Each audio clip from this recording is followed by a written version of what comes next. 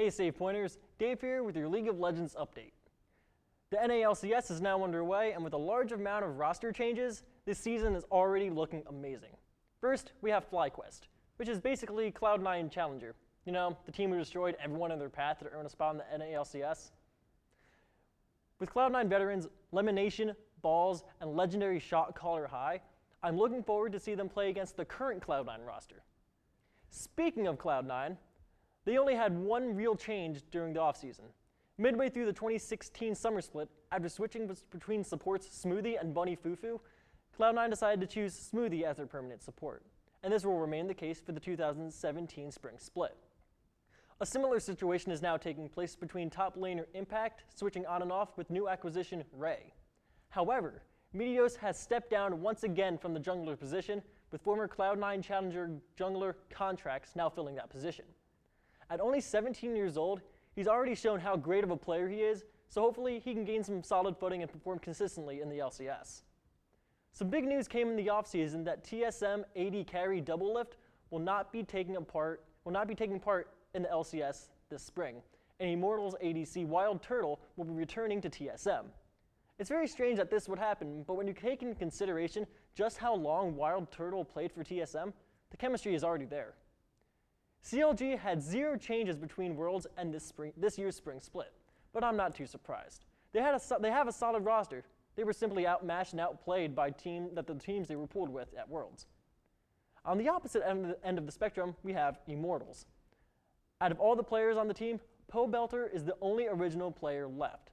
Huni, Reignover, Adrian, and of course, Wild Turtle are no longer with the team. Instead, Immortals now consists of Flame in the top lane, Dardoch in the jungle, Pobelter at mid, Cody Sun as ADC, and Olay as support. I'm not too sure how I feel about this, considering just how dominant Immortals was when they joined the LCS last year. Seeing all these changes is kind of shocking, but I'm sort of excited to see how they stack up now. After failing to earn a spot in the LCS last split, Dignitas is joining us once more with quite the varied lineup from when they left. Someday is in top lane, Chaser in the jungle, Keen is in mid, Lod is ADC, and X Special as support. It's such a different and pretty unexpected roster compared to the previous Dignitas team, but then again, that's probably what they were going for in the first place. They've already shown some great team play after just 1 week, and hopefully this team play keeps up. Another team with a large amount of roster changes is Phoenix One. After a rather lackluster split in the summer of 2016, they have overhauled their roster into what appears to be a powerhouse. Zig is in top lane, Inori is in the jungle, former H2K mid Ryu, former KT Rolster ADC Arrow, and Adrian as support. This will be a fun team to watch, that's all I'll say.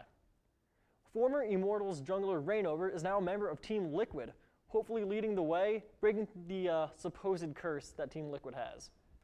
Team Envy appears to be a mix of Renegade and Apex members, with Seraph in the top lane, Lyra in jungle, Ninja in mid, Apollo as ADC, and Hakuho as support.